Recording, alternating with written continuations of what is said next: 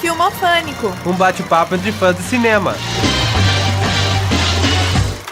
Olá, sejam bem-vindos a mais um Filmofânico. E hoje a gente vai falar sobre as duas partes de Blade Runner, com a presença especial do Coleto, que é o nosso ex-colega aqui do Lab.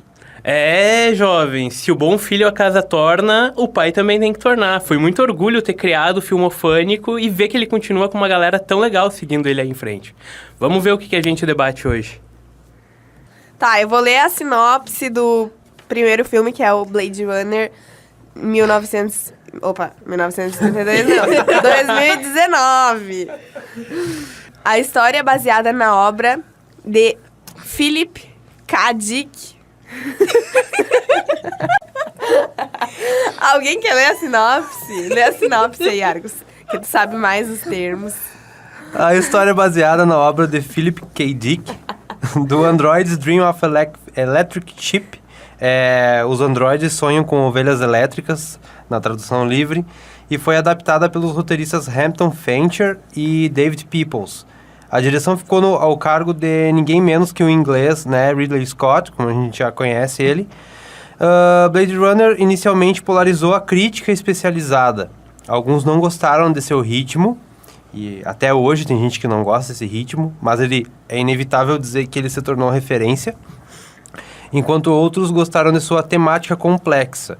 O filme foi muito mal nas bilheterias na América do Norte, apesar do fracasso comercial. Desde então ele se tornou um clássico cult e é atualmente considerado um dos melhores filmes já feitos. Esse a gente está falando de um filme que foi produzido em 1982. Como a gente já falou, ele é baseado na obra do Philip, que eu confesso que eu comecei a ler faz uma semana e o livro é bem legal, mas não vou entrar no mérito do livro. Enfim, a gente traz o filme de 1982, ele se passa em 2019. Casualmente, falta um ano pra gente chegar no nosso futuro do passado, no caso. Do futuro que eles acreditavam que ia ser criado, ainda não foi criado, e muitas coisas que eles já tinham criados, agora já está bem melhorado. Aquele mito do carro voador, até hoje a gente tem... Estamos esperando, estamos na guarda. Uns carros gigantes by drones, assim, umas coisas... Enfim... mas o que eles... não vou dizer que eles criaram, até porque eu não sei a referência de criação de fato, mas é verdade que não existia na época, talvez o Coleto possa me corrigir se eu estiver errado. Eram os outdoors, né? Que foi muito... A estética foi muito forte no filme antigo, que aqueles outdoors da Coca-Cola, da Atari... É legal perceber que, tipo, quando ele foi lançado, e a primeira cena que aparece, o outdoor, é muito forçado para nós que é publicitário perceber que é toda cena escura e só um outdoor brilhando com a marca, do tipo, você é obrigado a ver, é o cliente que está pagando e nós estamos aqui.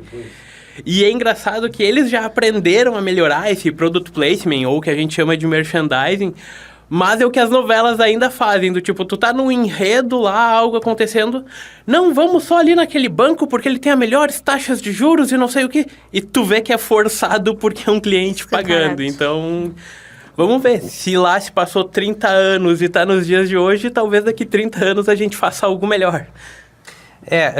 Até para trazer um pouco da temática do filme, ela tem uma temática, uma estética melancólica, e é muito escuro, né? Mas para entender, ele se passa numa Los Angeles dominada por ideogramas orientais, né? Japoneses, no caso.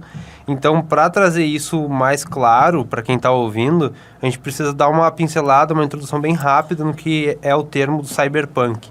Cyberpunk é, vulgarmente, no modo geral, assim, explicando, é uma estética no qual a tecnologia dos seres humanos avançou tão rápido que acabou tomando conta de tudo. Claro que o filme não chega a trazer explicitamente mostrando implantes cibernéticos, tipo, o cara foi lá, perdeu um braço, uma mão, furou um olho, e daí ele recebe sim um implante mecânico para isso, mas o filme não toma esse cuidado em trazer isso, não é o objetivo. Mas então, o que acontece? E eles trazem claro isso, que o que a gente tem de referência hoje no mundo inteiro? É a tecnologia japonesa, que é a tecnologia sempre de ponta que a gente tem como referência, né? Então, eles trouxeram ali a Los Angeles oriental, vamos dizer assim, e a tecnologia avançou muito de forma que foi destruída a camada de ozônio, até por isso que o filme ele é muito chuvoso, muito escuro, e as pessoas quase sempre estão se escondendo da chuva, de alguma forma. Ácida, né? Porque a chuva é tóxica, né? Muita poluição, e etc, etc. Então, basicamente, de uma forma geral... outro elemento muito presente na estética cyberpunk são as luzes neon. Roupas coloridas, em contraste com roupas muito escuras e outdoors bem neon, assim. Tanto para outdoors publicitários, né? Que a gente pode trazer para o nosso lado, assim. Então, até a... Como é que é o nome da replicante punk, aquela? Como é que é o nome dela? Agora eu esqueci o nome dela. Mas, enfim, os replicantes que fugiram da Tyrell, na época, eram 3 que apareceram no filme. Eu sinto que eu precisava ter trazido o nome dessas pessoas, mas, enfim, desses replicantes. Mas, enfim, uma delas era bem punk, assim, era um estilo bem, bem chamativo, bem marcante. E ela trazia essa ideia do punk em contraste, porque, na verdade, em 1982, não se tinha tanta referência, assim, do que era, de fato, um cyberpunk. Não tanto quanto a gente tem hoje, que é muito mais tecnológico. Era como a professora Michele nos comentou um dia, é um futuro do passado. É o que o passado enxergava como que seria o nosso futuro e que, casualmente, hoje a gente está vivendo. E como a gente já falou, nem metade das coisas foram feitas. É interessante que essa primeira replicante que ele realmente caça, eu acho que a estética dela é o que aparece. E quem lembrar do nome, por favor, comenta aí pra nós depois, que a gente promete não esquecer mais. Mas tu vê que a roupa que ela tá colocando, ela coloca uma bota já cheia de metais, algumas joelheiras. E o top que ela coloca também, ele não é nem uma blusa, é quase uma armadura. E ainda depois disso ela bota uma capa de chuva plástica, que é o que reflete as luzes neons que o Argon estava falando antes em questão da estética. E junto a esse caos todo cyberpunk, o Ridley Scott ainda conseguiu trabalhar com elementos da estética noir e funcionou muito bem. E tudo bem, eu tô falando isso porque eu sou muito fã do diretor, então pode ser um pouquinho de visão de fã. E outra coisa interessante, antes da gente entrar a fundo, em 79 ele já tinha feito Alien, o Oitavo Passageiro. E como é um filme que eu também gosto muito, tu percebe que ele já tá com a estética dele muito clara. Mesmo sendo algo recente para ele, tem cenas do filme, principalmente em cenas fechadas, que ele aparece, tu olha assim, mas essa cena é muito parecida com o Alien. O nome da replicante, essa é Pris. A loira do cabelo curtinho, platinado, que é super elástica e tal. Obrigado, Gabi. Não me deixou na mão, não me comprometeu com a galera que tá ouvindo aí. E é legal que ali já começa a primeira discussão do filme, e o gênero sci-fi fez isso muito bem, que é a vontade dela continuar viva. Afinal, teoricamente, ela não é um ser humano. Então, por que alguém que não é um ser vivo quer continuar vivo? Isso aí é uma coisa bem... É um tema pesado, né? Porque até em filosofia a gente está estudando isso. No caso vamos supor a seguinte situação que a gente trouxe em aula. Vamos supor que tu teve uma deficiência auditiva. Aí tu recebe um implante, um chip no teu cérebro que supre essa deficiência. Aí daqui a pouco tu teve uma deficiência visual. E da mesma forma tu recebe um chip. Até que de tanto tu perder os sentidos e alguma deficiência, o teu cérebro já não tem mais massa encefálica. É, na verdade, um monte de chip e circuito. E será que se isso chegasse a acontecer, a gente ia continuar com a nossa consciência humana? A gente ia, sim, continuar sendo tidos como seres inteligentes? Então, essa era um caso que a gente levantou em aula na filosofia ali, a teoria de Turing junto com a teoria do quarto chinês. Então é bem legal, eu recomendo quem curte o assunto dar uma olhada nessas teorias que são bem interessantes. E o filme traz isso de uma forma muito legal, porque quem é o culpado dos robôs, dos androides serem criados? Somos nós, os seres humanos. E por que a gente é egoísta a ponto de que no início do filme a gente determina que um policial tem que caçar os robôs porque eles não têm mais por que estar ali, só que ao mesmo tempo que eles clamam por mais tempo de vida, né? Enfim, eles querem aproveitar aquilo que eles tinham como precioso, que é a vida e, de certa forma, a consciência, eu acredito que seja isso, né? Eu vou entrar numa área de spoiler porque eu não acredito que 30 anos depois seja spoiler, é informação. Se você não assistiu até agora, desculpa, tá atrasado. 35 anos. Então, menos choro ainda. Porque a questão deles é que eles descobrem que eles são programados para morrer em 4 anos. É tipo um gatilho de segurança. Se rebelar, mesmo que dê o caos, eles já estão programados à extinção.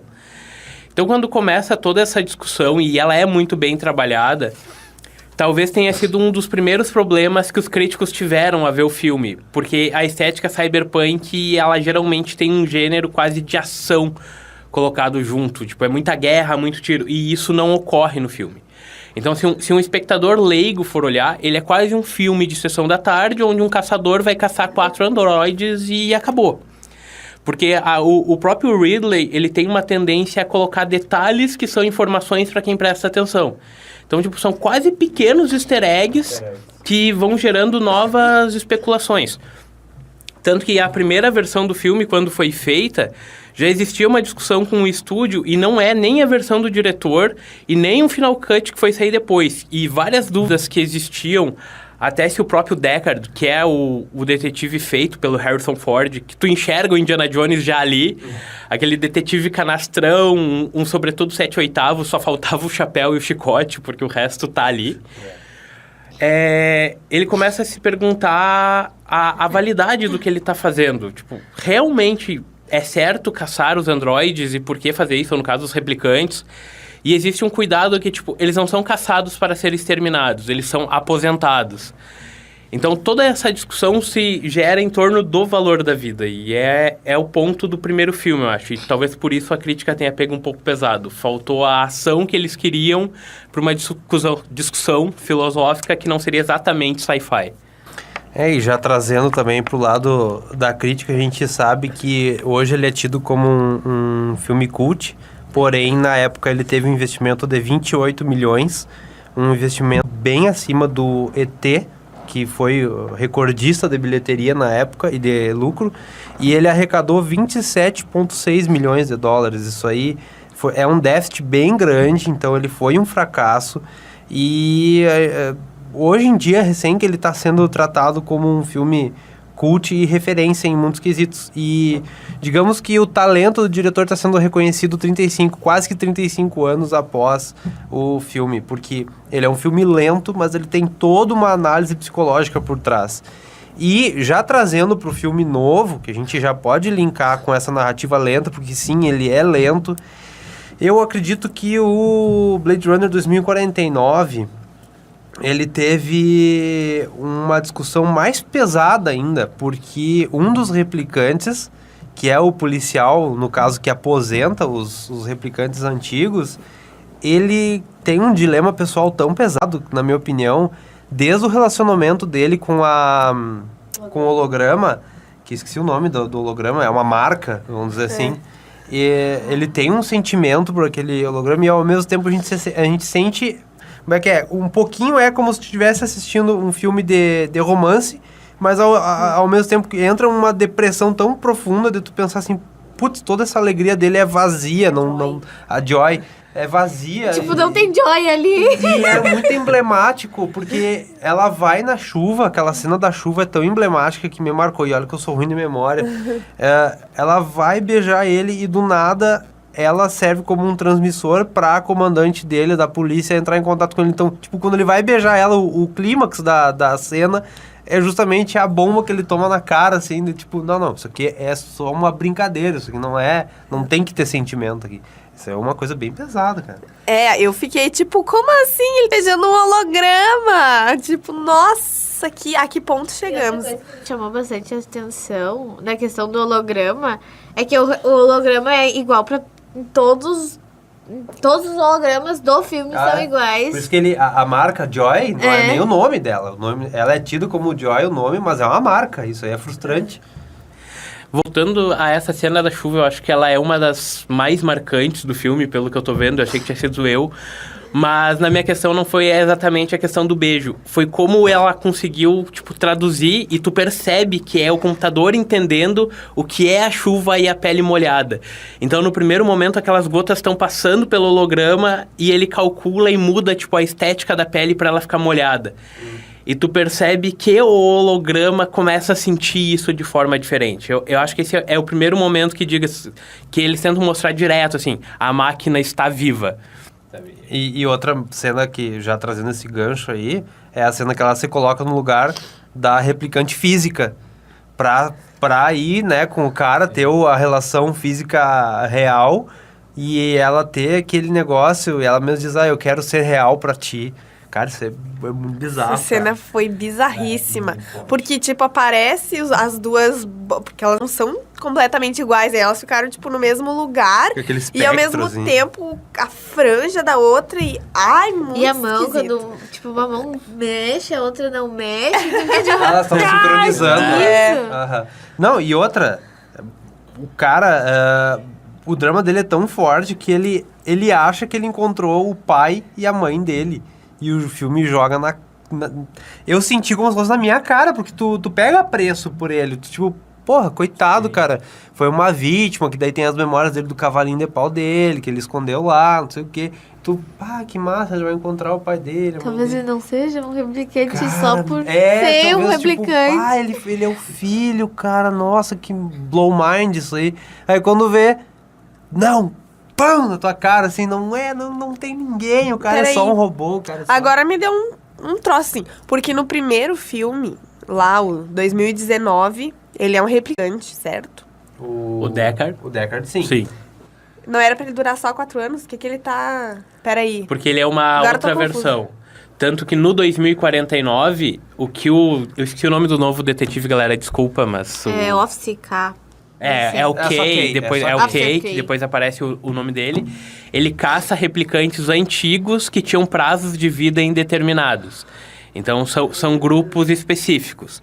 Porque talvez algo que a gente não tenha falado, os replicantes existiam para trabalhar... Era um trabalho escravo, literalmente um trabalho escravo, ou na própria Terra, algo que o ser humano achava degradante demais para fazer. Então, eles literalmente foram produzidos para ser o lixo social para ser mandado. Até hoje, até jogos recentes estão trabalhando com isso, querendo ou não. Então, essa disputa aparece. E o que é interessante, e puxando o gancho que a Gabi estava falando, o primeiro filme, tu vai dando a dúvida inteira se o Deckard é ou não um replicante. E no segundo filme... O Kay já é apresentado direto como um replicante. Afinal, o primeiro replicante que ele tá caçando pergunta: você não se sente mal em caçar sua própria espécie? E ao longo do filme ele vai aparentando humano pra te gerar a dúvida do ele é um replicante ou não. Então esse caminho inverso dos personagens, eu acho que os diretores trabalharam muito bem. E outra coisa, fazendo a comparação, já puxando e voltando pros diretores... Enquanto o Ridley trabalhou muito bem a estética noir junto com o cyberpunk, a primeira cena que já aparece no novo filme, tu olha e já é um ambiente claro, é literalmente pop, é limpo, a sombra é bem difusa, tá tudo bem iluminado, é mais quente. E olha, nossa, mudou completamente, né? Já foi aquele pé atrás no início. Só que no momento que ele entra na casa do replicante, que é alguém velho, a estética ele é literalmente colocado uma película vintage, então tu vê aquela cena completamente amarelada. E eu falei, meu Deus, ele vai conseguir fazer esse link, que é algo que Hitchcock fazia muito, de trabalhar com a cor para dar a mensagem. Se fizerem isso, vai ser muito brilhante. E realmente acontece. Tanto que no segundo filme ele encontra o Deckard, né? Por alguns motivos que a gente não vai entrar nesse mérito do spoiler. E toda cena que o Deckard aparece, ela é uma cena mais vintage. Ela é uma cena amarela, praticamente alaranjada. E é o momento que ele vai voltando pra realidade. Afinal, ele tá lá quase num retiro. Ele tá exilado. Se ele literalmente fugiu, algo que Star Wars fez, mas não entra no caso. Ele vai voltando e a cor vai suavizando até entrar na cor natural do filme. Então essa transformação é muito legal de ser observada. E eu tava lendo a resenha que isso aí foi muito proposital, aquela cena, a ambientação da cidade destruída lá, e o diretor ele se inspirou muito nessa ideia de trazer a cor como um elemento da narrativa. Eu acho que até dá pra gente trazer um pouquinho do resumo, porque quem assistiu os dois filmes sabe que parece que uma lacuna, porque ele dá um pulo, dá um salto e meio que não... Só naquela introdução ali textual que tem no filme que explica o que aconteceu com a Tyrell, que a Tyrell era a empresa antiga que fabricava os replicantes. Porém, nesse intervalo de tempo entre os dois filmes foi produzido 3 curtas. Um é uma animação e os outros 2 são curtas mesmo, que já introduzem o Jared Leto, que é o dono das empresas... Aí fugiu o nome. Ai. Wallace. Eu tô com Wendell na cabeça, é Wallace. Mas enfim, o que aconteceu? A Tyrell faliu depois que acabou o... É que o cara morreu, né? O cara morreu e os replicantes estão proibidos, então eles se tornam ilegais. E daí onde é que entra o Wallace? Eles começaram a produzir comida bioprojetada, e assim eles foram trazendo fundos para a empresa e produzindo seus próprios replicantes. Então quem procurar por esse conteúdo, é bem rapidinho, acho que no máximo 20 minutos tu assiste os 3. 2022, o título do primeiro, Caos causado pela explosão de uma bomba que afetou a humanidade. A Tyrell foi varrida da Terra. 2036, o Jared, ali, o Wallace, desenvolve comida bioprojetada e uma nova linha de replicantes. E em 2048, que é o terceiro, os replicantes em fuga mais uma vez. Então, acho que esse aí é o contexto que foi lançado para preencher essa lacuna, embora, na verdade, eu como fã, eu curto essa ideia de universo expandido para alimentar a história, né? O que é cânone para mim é interessante. E o 2049 traz todo esse dilema do Kay, né? Dele achar que tem família, dele achar que ama, na verdade não ama, o desespero dele quando ele conhece a menina lá, que no final eu vou dar esse arrego, não vou dar esse spoiler aí, mas enfim, que ele conhece a menina lá que fabrica as memórias dos replicantes para eles terem um sentido, e ele fica em desespero quando ele descobre que a memória dele... Que ele carrega? A memória mais importante pra ele, no caso, não seria dele. Tipo, a gente tá fazendo esse comparativo e aí talvez alguém comece a se perguntar eu preciso olhar o primeiro filme pra ver o segundo. E não é uma necessidade real, tu vai entender o segundo filme tranquilo. Mas existem lacunas, se tu olhar direto só o primeiro, que estão se tu olhar direto só o segundo, que estão respondidas no primeiro. Essa própria questão do implante de memórias, ela é apresentada no primeiro filme. Porque o próprio criador da Tyrell, o próprio Tyrell, ele diz... eles duram muito poucos para terem experiências que para nós são corriqueiras. Então, no momento que nós implantamos memórias neles, eles se tornam mais fáceis de serem obedientes. Então, essa discussão sempre existiu, assim, de como nós somos moldados pelas nossas próprias memórias e afins. E aquela cena do... é um baita spoiler, mas não faz muito diferença. Aquela cena que aquele replicante lá, no primeiro filme, vai pedir mais vida pro Tyrell. E aí ele beija o cara e depois esmaga o crânio dele. Tipo, qual é o sentido dessa cena? A gente ficou tipo... Foi tipo... o que tá acontecendo? Agora, olhando desse jeito, acredito que foi tipo... Como assim tu tem o poder sobre a minha vida? Eu também tenho poder sobre a tua. Então, tipo... Vazou! Diga-se de passagem. Beijo entre os duas figuras masculinas naquela época. Era muito quadriplicamente mais polêmico do que hoje em dia. E colocado num filme sci-fi. E eu acho que essa cena, talvez o Argus, que é um pouco mais nerd, que nem eu, tipo, é muito cânone isso de acontecer, porque é a criatura encontrando o criador. Então sempre acontece, tipo, Frankenstein, isso é normal. Todo filme que é alguma criatura artificial é criada e ela retorna a seu pai em busca de algum sentido de sua criação. É exatamente a busca do ser humano do porquê nós existimos. E no momento que ele diz assim, não, tu não foi criado por nenhum motivo especial, você é só... Uma máquina de trabalho. É quase nietzschiano numa síndrome de super-homem, se nós for filosofar. Eu vou mais longe, vou ser um pouquinho mais polêmico. Isso aí, ao meu ver, é um reflexo de como que o diretor coloca a ótica da humanidade perante Deus, né? O criador e a criação. Então, é um reflexo disso que traz no filme que é impactante. Não, e é o objetivo do filme, eu acho que é essa discussão. A gente não tá nem entrando no livro porque não é o ponto.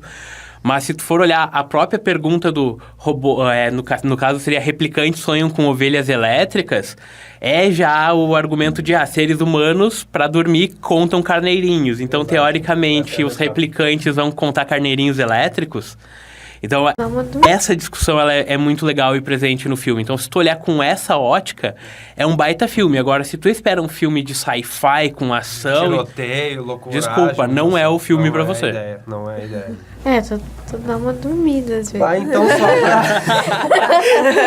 É um filme longo, tu os dois são longos. A gente acha que tá acabando, vai olhar, falta 1h30, ainda 2 horas. E o Argos ainda fala, ai gente, falta bem pouquinho. Claro, né? Pra manter os jovens vidrados no filme, óbvio, que dúvida. E assim, Mas- indico não dormirem, porque se tu dormir... Tu Aí é que tá a magia da coisa. A narrativa é lenta. Ela é mas bem se tu entrelaçada. tu perde não só um pedaço, uma cena, tu perde A essência da história, a quase, porque essência do personagem. todo minuto tem alguma... Então vocês vejam essência. como é importante a narrativa tanto do Blade Runner de 1982 e 2049. Então, só para finalizar, só para levantar aqui a curiosidade, já que eu levantei do primeiro, ele teve um prejuízo de 80 milhões e depois da sequência, né, de 82 ali, ele teve um orçamento de 150 milhões, ou seja, ele foi produzido com 150 milhões, aproximadamente, um pouco mais, de 150 milhões de dólares, sem incluir as despesas com marketing, que isso todo mundo a gente sabe que é bem caro, e conseguiu arrecadar no mundo 240,6 milhões. Aí vocês vão dizer, nossa, arrecadou legal. Tirando que os cinemas repassam para a produtora, para o estúdio, aproximadamente 45% da receita total, aí tu imagina, eles esperavam que o filme fizesse 400 milhões. Então a bilheteria foi muito fraca. Provavelmente vai ser a mesma história do 82. Daqui a 35 anos a gente vai ter o Blade Os Runner. nossos filhos como- falando, ai, que filme top. A questão é que o sci-fi, ele sempre teve um público muito específico. Restrito, Então, né? as bilheterias acabam não acontecendo da Pra forma que eles isso, esperam. não só cinema, Outra né? coisa Livros, jogos. interessante é que muitas das marcas que anunciaram em no Blade Runner 1982, elas não existem mais. Muitas marcas acabaram, tipo... Acontece. A Coca-Cola tá aí, né, A Brasil? Coca-Cola tá aí. Mas A o que- Atari. A Atari é uma que... O que acontece... Por exemplo, eu li uma matéria que Pegou falava bastante. assim... a Sony, em 82, vinha com o Walkman. Walkman não existe mais. Ninguém escuta mais Walkman. Então... Eu tenho meu Walkman. Tu tem? Tenho ainda. Mas é um O Argos tem um museu em casa, né? galera, relaxa. Mas então a Sony, tipo, perdeu um pouco do espaço dela, mas ela... Do produto em si, mas ela ainda aparece no 49 como... Minha nossa, eu sou chamativos. totalmente visual. É até engraçado que, tipo, já no primeiro filme existe uma grande estética sonora sendo trabalhada. Então, eles acreditam que o universo punk seja muito sonoro. Então, por exemplo, desde a questão de atravessar a rua, tá lá piscando um verde e vermelho, não atravesse ou atravesse. Não é visual que tá te limitando a atravessar ou não, é o sonoro, porque os dois símbolos variam entre si. E isso foi aproveitado no 2049 exatamente no outdoor da Sony, porque não aparece só o outdoor, aparece o Sony Company sendo falado repetidamente. Então isso é legal de ser observado também. É um filme que dá um pouco de agonia, assim, quando a gente vê a população em si, como a cidade funciona, porque é tudo escuro, úmido, molhado, deve ter um cheiro muito ruim aquela cidade. Justamente E pela camada ozônica que você foi, né? tipo, os humanos destruíram o planeta e...